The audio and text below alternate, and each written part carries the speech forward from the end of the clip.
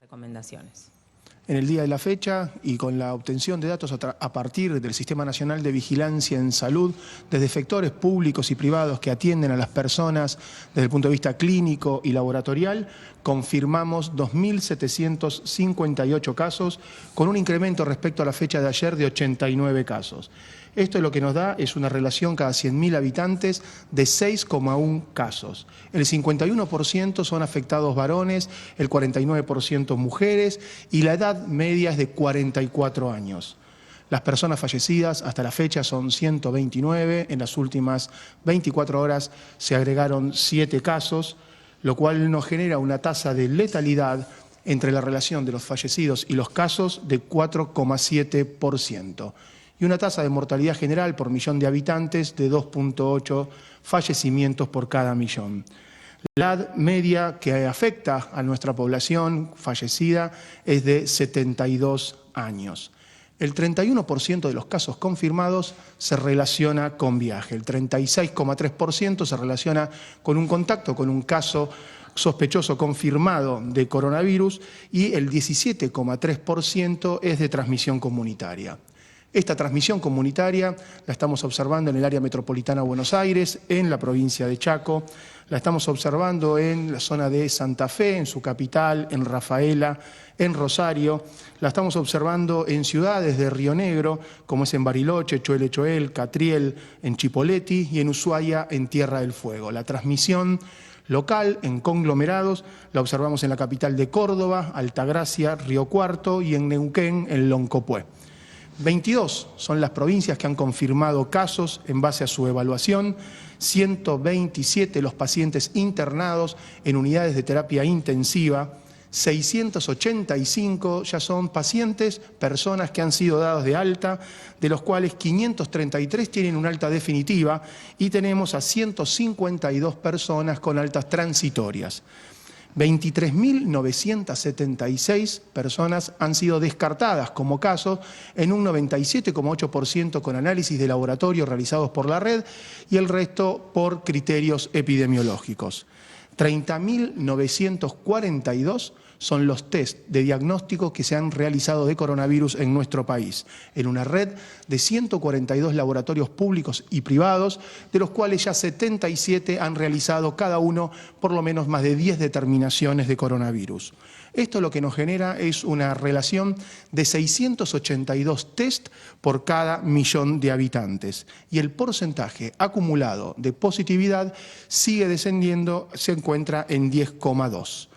La información a nivel mundial, para poder contextualizar, tenemos que decir que la cantidad de casos confirmados en nuestro planeta es de más de 2 millones de personas, 2.074.529 exactamente, 130.378 son los fallecidos y en nuestro continente americano la cantidad de casos confirmados es de 743.697 y 33.000 son los fallecidos. Agradecemos a todos los trabajadores de salud que nos permiten, a través de la información que nos brindan, a través del Sistema Nacional de Vigilancia, poder tener buena información para la decisión y para la comunicación.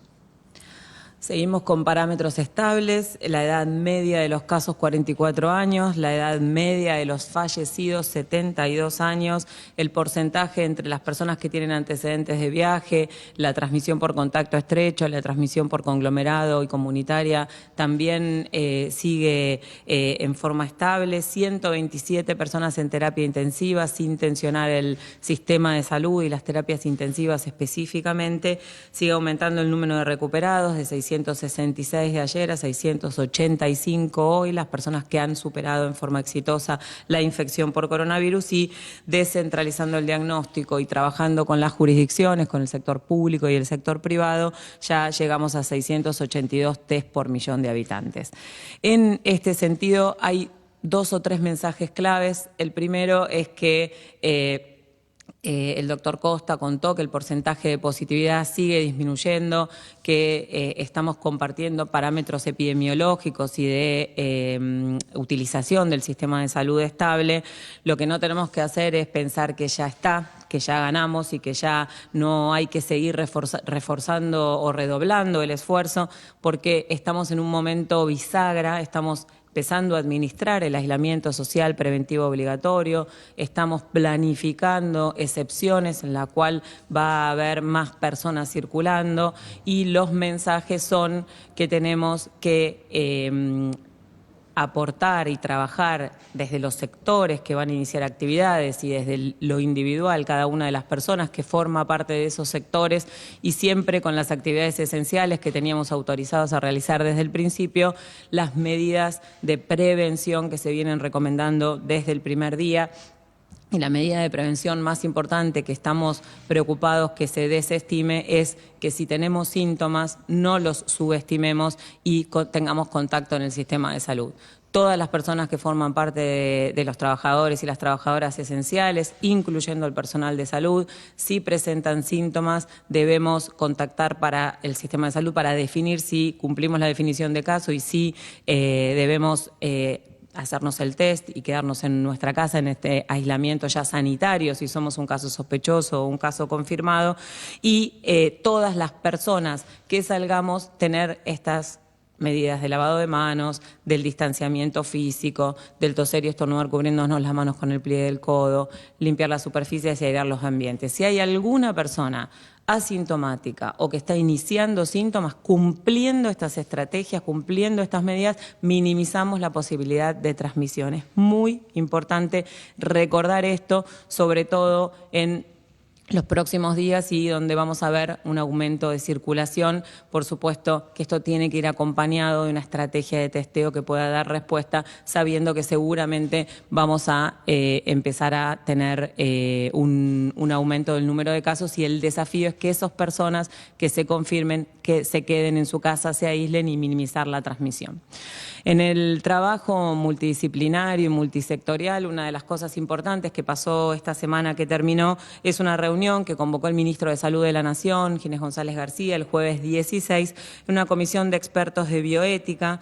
Para el Ministerio de Salud es clave tener esa mirada, esa visión que acompañe este proceso, que acompañe los dilemas éticos que se pueden presentar en este camino, que tenga también una mirada de derechos humanos y siempre saber que la ciencia no se disocia de la ética ni de la promoción de los derechos y cómo podemos trabajar para tener una fortaleza y una mirada en ese camino. Así que la idea es compartir en este momento esa mirada.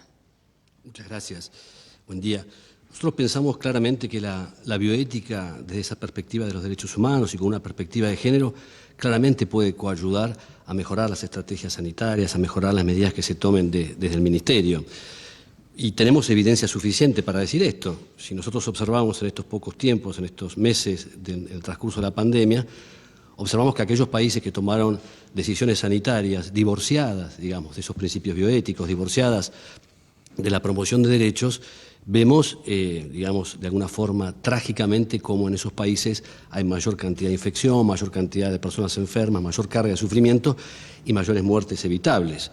Entonces consideramos que la bioética puede ayudar a sostener estas medidas y a sostenerlas en el tiempo y generar convicción en la comunidad de que es la mejor alternativa posible las medidas que se tomen. En este sentido, yo creo que la epidemia también plantea un gran desafío en las estructuras sanitarias porque de una atención centrada en el paciente, claramente tenemos que transmutar a una atención centrada en la comunidad. Y desde la bioética también, desde la bioética hospitalaria, clínica tradicional, tenemos que pasar a pensar en una bioética comunitaria. Y para esto creo que es muy importante pensar en aquellos principios que regulan o que orientan la salud pública. Estos principios básicamente podríamos decir que son el respeto por la dignidad personal, la justicia, la solidaridad y la confianza pública. Pero como todos los principios que son generales, son aspiracionales, nosotros pensamos que deben tener posibilidades de uso, es decir, que le sirvan a la gente, que sirvan para que realmente podamos vivir mejor. En ese sentido, por ejemplo, el principio de respeto por la dignidad personal nos obliga a nosotros y a los funcionarios públicos a considerar a cada persona como portadores de dignidad y no de precio, como seres únicos e irrepetibles, como fines en sí mismos y nunca como medios. Estrategias de salud pública bien orientadas quizás pueden fracasar cuando desde presupuestos subyacentes se piensa que determinados grupos vulnerables, por ejemplo, son portadores de un saber equivocado, o tienen incapacidad para ejercer sus derechos, o tienen dificultades de autonomía. Y esto se ve claramente, por ejemplo, con grupos vinculados a la pobreza o a adultos mayores. Y esto genera claramente decisiones sanitarias ancladas en la discriminación, que se pueden llamar viejismo, edaísmo o la porofobia en el caso de la pobreza. Y también tenemos aquellos principios que tienen alcance más general en las políticas sanitarias, como son la justicia, la solidaridad y la confianza pública. Nosotros creemos que la bioética y la promoción de derechos pueden promover una adhesión social mayor a las políticas vinculadas al aislamiento social preventivo y obligatorio. En la medida en que estos principios puedan desarrollar, pensar en una construcción colectiva, pensar en ayudar a aquel que más lo necesite, y en donde la solidaridad en contextos de cuarentena se plasma en el convencimiento de que esa cooperación social es necesaria. A mí me gustaría que la cuarentena tenga más adhesión social por convicción que por la amenaza de la sanción penal, ¿no? Y esto creo que en estos momentos, cuando quizás necesitemos continuar con algunas limitaciones de la libertad ambulatoria, es muy importante que se consideren estas cuestiones de justicia y de solidaridad. Otro ejemplo concreto, justicia. Las decisiones de salud tienen que intentar repartir con equidad las cargas que imponen las estrategias de salud pública. Aquellas personas, yo tengo presente, por ejemplo, donde quizás el aislamiento social preventivo y obligatorio es una quimera, en aquellas barriadas, en aquellos sectores populares, yo creo que la actividad sanitaria pensada con justicia tiene que ver con brindar condiciones dignas de aislamiento a esas personas. Eso es un imperativo ético, pero también al mismo tiempo es una estrategia racional de salud pública. Para terminar brevemente, también creo que la epidemia, como todas las epidemias, significa un momento trágico, pero también significa una gran oportunidad. Y yo creo que en este momento esta epidemia es una gran oportunidad para relanzar la convicción de tener una salud pública robusta, de alcance universal, anclada en la solidaridad, en la justicia y en la equidad. Esto es esencial. No esperemos otra epidemia para estar convencidos de esto. Y en lo personal, en las relaciones nuestras, en la cotidianeidad, quiero recordar a un gran maestro, Carla, de la ética y de la vida, que nos decía, ética es muy simple, ética es el otro. Y si nosotros tenemos esta convicción de que la ética es el otro, para esta epidemia y para las próximas vamos a tener un convencimiento muy claro de que nadie se salva solo.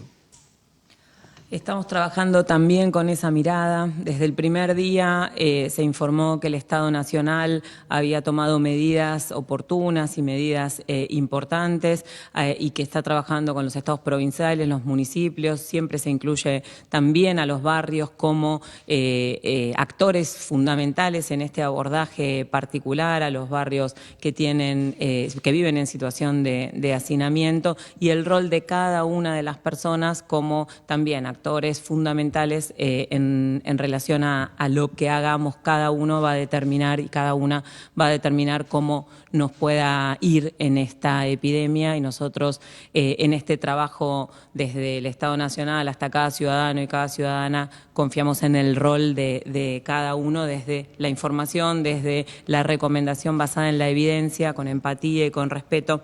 Y queríamos terminar con una frase que el doctor Tedros, el director general de la Organización Mundial de la Salud, dijo al principio de la pandemia: es tiempo de hechos, no de miedo, es tiempo de ciencia, no de rumores, y es tiempo de solidaridad, no de estigma. Muchas gracias.